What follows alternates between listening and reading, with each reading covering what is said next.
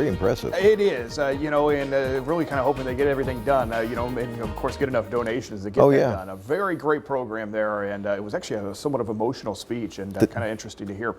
Of course, checking in this morning, we've got some quiet weather to start the day. Some clouds in a few locations, but still some peaks in those clouds. A little bit of sunshine, pretty nice sunrise out there this morning, especially right now across parts of southern Illinois. Temperature is back in the upper 60s and lower 70s. Whether you saw the rain last night or not, many areas did experience an outflow boundary. That rain cooled air, some of that even got pushed back to the north and east. A little bit of an unusual direction for this time of year, and at least for our region. We don't see that much weather coming from the southwest tracking north and east. That's what we saw last night. 66 in Cape, 68 in Carbondale, 70 in Harrisburg, 70 in Paducah, 70 as well into Sikeston, Missouri. We have been tracking a lot of summertime thunderstorms last couple of days. We do anticipate more storms though here as we go throughout your Tuesday. Some of those arriving by the lunchtime hour and then continuing through the early afternoon. Some of the storms could be on the strong side. Very heavy rainfall, thunder, lightning, in addition to the threat for hail and strong winds stay with us through the afternoon. Now,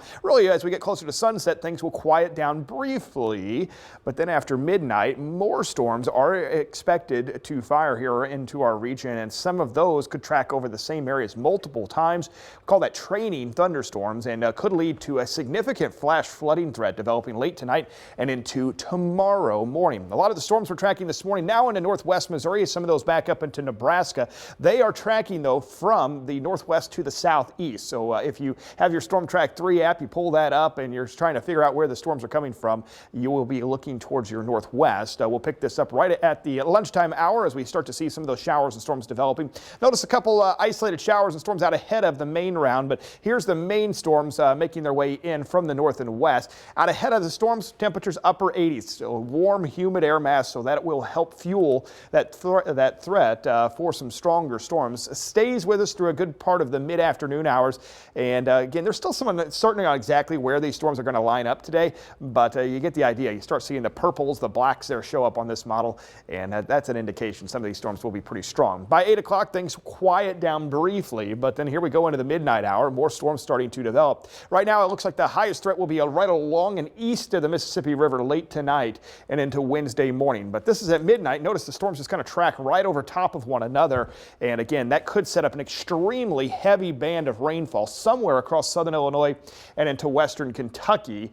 And then things start to quiet down again as we make our way through the mid-morning and early afternoon hours on Wednesday. Storm Prediction Center today putting us in a level 2 on a scale of 1 to 5. While we could see some stronger storms, we will likely see some warnings over the next 24 hours. We're also concerned about the potential for flooding. Again, it may not set up exactly here, but you see the Weather Prediction Center has put in a high risk for flooding late tonight and into tomorrow morning. We could even see that upgraded as confidence grows in exactly where some of the heaviest rain is going to fall. So get ready. Next couple of days should be very active. Some scattered showers, scattered storms stick around through Thursday. Finally, by Friday, things start to settle a little further southward. Still an isolated storm or two possible in our southern counties. And then the weekend looks very nice. We get this boundary south of our area. Some cooler, drier air moves in. The humidity goes down. We'll see some sunshine, highs in the mid to upper 80s Saturday and Sunday. All right.